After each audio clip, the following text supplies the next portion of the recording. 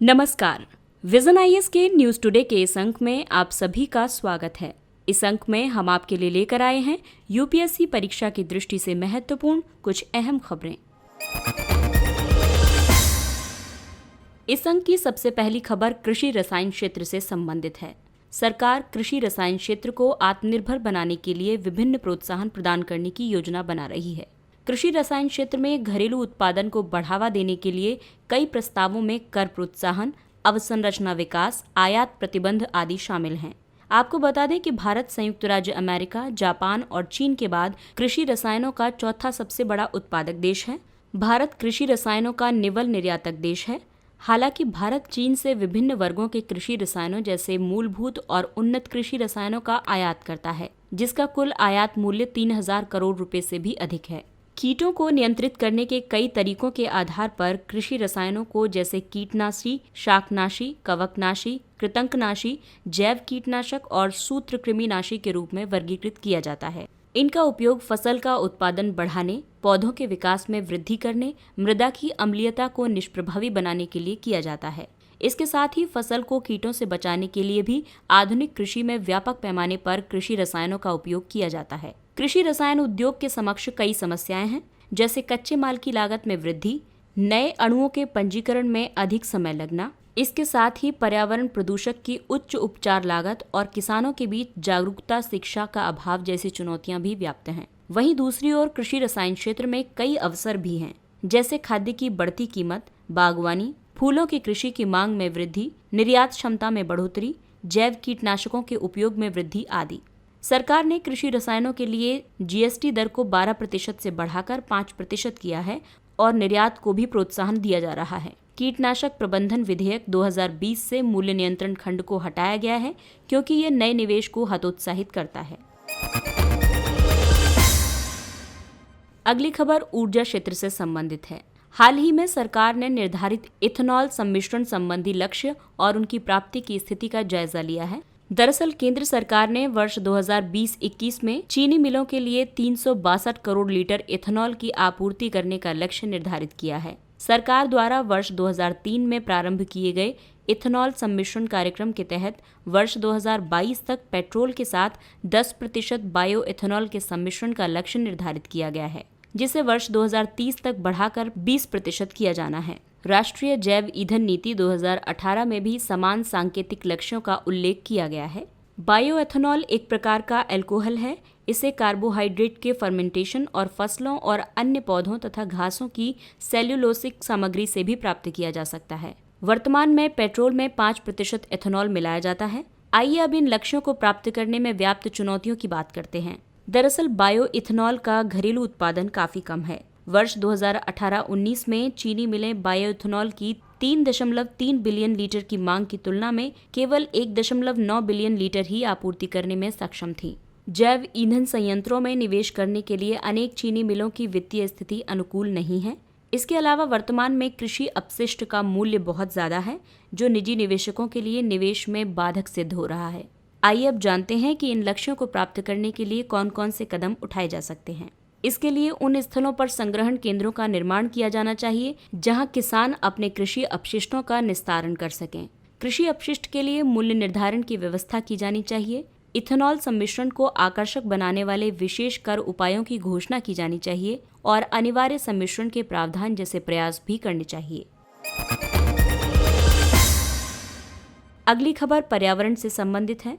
Maharashtra mangrove को राजकीय वृक्ष का दर्जा प्रदान करने वाला प्रथम भारतीय राज्य बन गया है। हाल ही में महाराष्ट्र सरकार ने राज्य की तटरेखा पर पाए जाने वाली एक सदाबहार मैंग्रोव प्रजाति सोननेरेशिया अल्बा या मैंग्रोव एप्पल को राजकीय मैंग्रोव वृक्ष के रूप में घोषित किया है।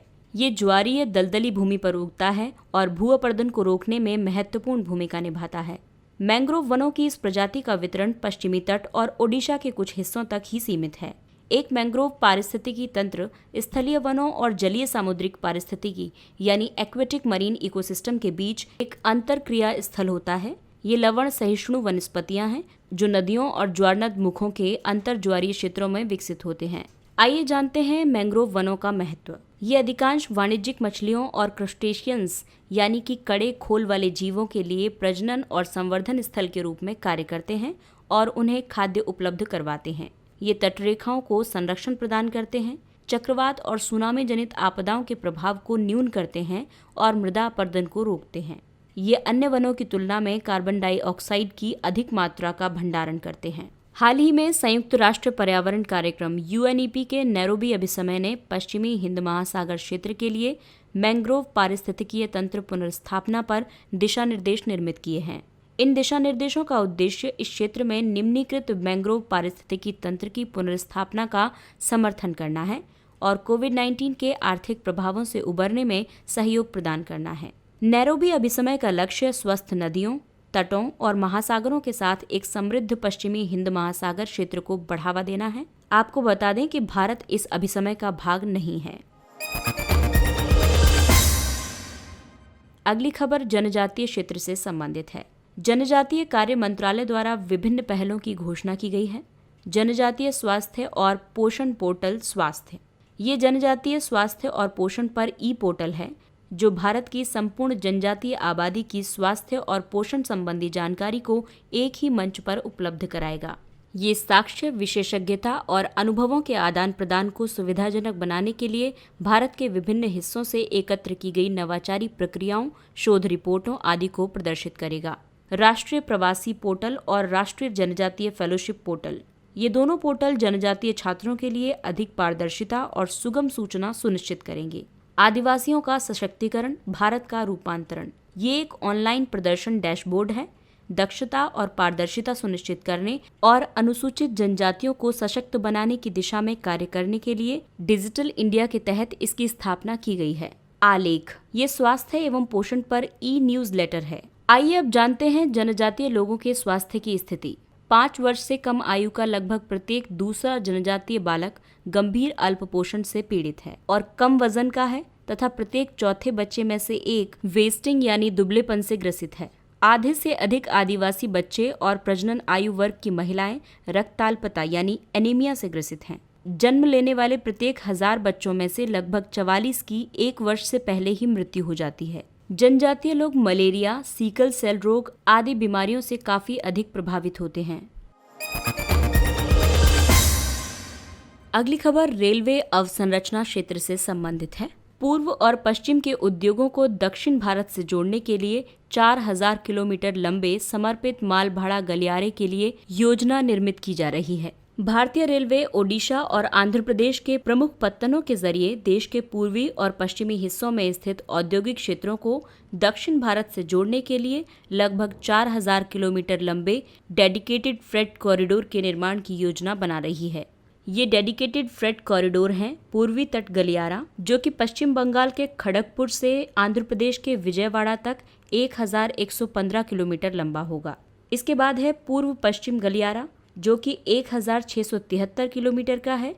इसमें भुसावल, नागपुर, खड़गपुर, दनकुनी, कोलकाता के पास मार्ग है और राजखरवासन, काली पहाड़ी और अंदल, जो कि पश्चिम बंगाल मार्ग पर है, इनको शामिल किया गया है। उत्तर दक्षिण उप गलियारा, ये 975 किलोमीटर का है, जो विजयवाड़ा से नागपुर, इटारसी, मध्य प्रदेश होते हुए निकलेगा। दरअसल उच्च गति और अत्यधिक क्षमता युक्त वाले रेलवे गलियारे को डेडिकेटेड फ्रेट कॉरिडोर की संज्ञा दी जाती है। ये गलियारे विशेष रूप से माल, वस्तुएं और जीन्स की सुगम आवाजाही के लिए निर्मित किए जाते हैं।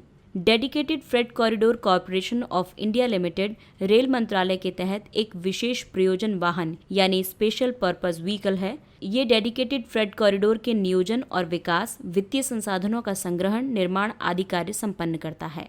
Dedicated freight corridor corporation of India limited पहले से ही 2 DFCs का निर्माण कर रहा है, जो कि हैं पूर्वी माल भाड़ा गलियारा लुधियाना से दनकुनी पश्चिम बंगाल तक और पश्चिमी माल भाड़ा गलियारा, जो कि दादरी उत्तर प्रदेश से जवाहरलाल नेहरू पत्तन मुंबई तक है। डेडिकेटेड फ्रेट कॉरिडोर्स के लाभ क्या क्या हैं?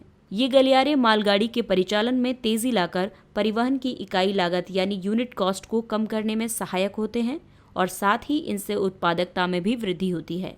इनसे माल ढुलाई के लिए अलग अवसंरचना को बढ़ावा मिलता है। इससे परिवहन की अत्यधिक मांग की पूर्ति के लिए अतिरिक्त रेल अवसंरचना का निर्माण संभव होता है। आइए अब नजर डालते हैं कुछ अन्य महत्वपूर्ण सुर्खियों पर। SAGAR, security and growth for all in the region, क्षेत्र में सभी के लिए सुरक्षा और विकास। भारत सरकार ने अपने सागर दृष्टिकोण के तहत मॉरिशस को उसके दक्षिण पूर्वी तट पर तेल रिसाव से निपटने में सहायता प्रदान करने के लिए तकनीकी उपकरण और सामग्री उपलब्ध कराई है। भारतीय प्रधानमंत्री ने वर्ष 2015 में सागर विजन का उल्लेख किया था।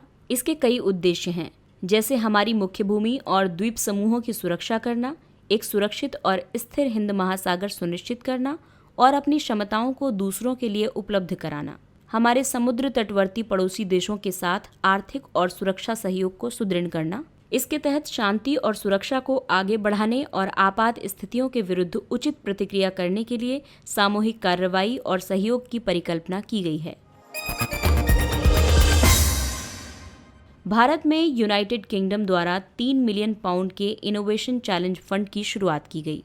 इस कोष का उद्देश्य कोविड-19 महामारी और जलवायु परिवर्तन से निपटने के लिए शैक्षणिक और उद्योग क्षेत्र के वैज्ञानिकों को सहायता प्रदान करना है। इस कोष के तहत दिए गए अनुदान तकनीकी साझेदारी के लिए की गई पहल का भाग हैं। इस साझेदारी को टेक क्लस्टर्स के नाम से जाना जाता है। ये टेक क्लस्टर्स विकासात्मक अवरोधों को समाप्त करके भारतीय टेक क्लस्टर्स के विकास में सहायता प्रदान करेंगे। नगर वन योजना। हाल ही में पर्यावरण, वन और जलवायु परिवर्तन मंत्रालय ने नगर वन या शहरी वन योजना के कार्यान्वयन के लिए ईटानगर का चयन किया है। इस योजना का उद्देश्य आगामी 5 वर्षों में देश भर में 200 शहरी वन विकसित करना है। इसमें जन भागीदारी के साथ साथ वन विभाग, नगर निकायों, गैर सरकारी संगठनों, कॉरपोरेट और स्थानीय नागरिकों के बीच सहयोग पर नए सिरे से ध्यान केंद्रित किया जाएगा। वामन ग्रह सेरेस को ओशन वर्ल्ड का दर्जा दिया गया। इसे ये दर्जा इसलिए दिया गया है क्योंकि वैज्ञानिकों ने ये सुनिश्चित किया है कि सेरेस पर लवणीय जल का एक भंडार मौजूद है जो इसे जल समृद्ध बनाता है। सेरेस एक वामन ग्रह है जो मंगल और बृहस्पति के बीच क्षुद्रपेटी यानी एस्टेरॉयड बेल्ट में अवस्थित है। आइए अब जानते हैं वामन ग्रह के लिए निर्धारित मानदंड क्या क्या हैं। ग्रह सूर्य के चारों ओर परिक्रमा करता हो, वो किसी और ग्रह का उपग्रह न हो, इसकी कक्षा पड़ोसी ग्रह की कक्षा को न काटती हो और इसमें गुरुत्वाकर्षण के लिए पर्याप्त द्रव्यमान होना चाहिए जो इसे गोलाकार आकृति प्रदान करता हो। मिल्की वे यानी दुग्ध मेखला की जैसी ही आकाशगंगा की खोज की गई। पृथ्वी से अत्यधिक दूरी पर मिल्की वे के जैसे दिखने वाली एक अन्य आकाशगंगा SPT041847 की खोज की गई है। ये पृथ्वी से 12 बिलियन प्रकाश वर्ष दूर है। एक आकाशगंगा तारों, गैस और धूल का एक विशाल समूह है जो गुरुत्वाकर्षण द्वारा एक साथ जुड़े होते हैं। सूर्य जो कि एक तारा है और इसके आसपास के सभी ग्रह एक आकाशगंगा के भाग हैं। इस आकाशगंगा को मिल्की वे के नाम से भी जाना जाता है। सुदूरवर्ती आकाशगंगाओं का अध्ययन ये उत्तर खोजने में सहायता प्रदान करेगा कि बिग बैंग के उपरांत आकाशगंगाएं कैसे निर्मित और विकसित हुईं। लिंगराज मंदिर भुवनेश्वर, ओडिशा। ओडिशा सरकार ने 11वीं शताब्दी के लिंगराज मंदिर की पुनर्सज्जा की घोषणा की है। इस मंदिर का निर्माण सोमवंश के शासक ययाति केसरी द्वारा करवाया गया था और ये भगवान शिव को समर्पित है। भगवान शिव के लिंग को स्वयंभू यानी स्वयं उत्पन्न के रूप में स्वीकार किया जाता है और उसका भगवान शिव और भगवान विष्णु दोनों के रूप में पूजन होता है। ये मंदिर ओडिशा में शैव और वैष्णव संप्रदायों के बीच समन्वय का प्रतीक है। ये मंदिर स्थापत्य कला की कलिंग शैली से संबंधित है। मलयालम नववर्ष। मलयालम पंचांग में चिंगम माह के पहले दिन को नववर्ष के प्रथम दिन के रूप में मनाया जाता है। इसे पुथु वार्षम के नाम से भी जाना जाता है। इसके साथ ही ये अंक समाप्त होता है। अगले अंक में फिर मुलाकात होगी कुछ अन्य महत्वपूर्ण खबरों के साथ। तब तक के लिए नमस्कार।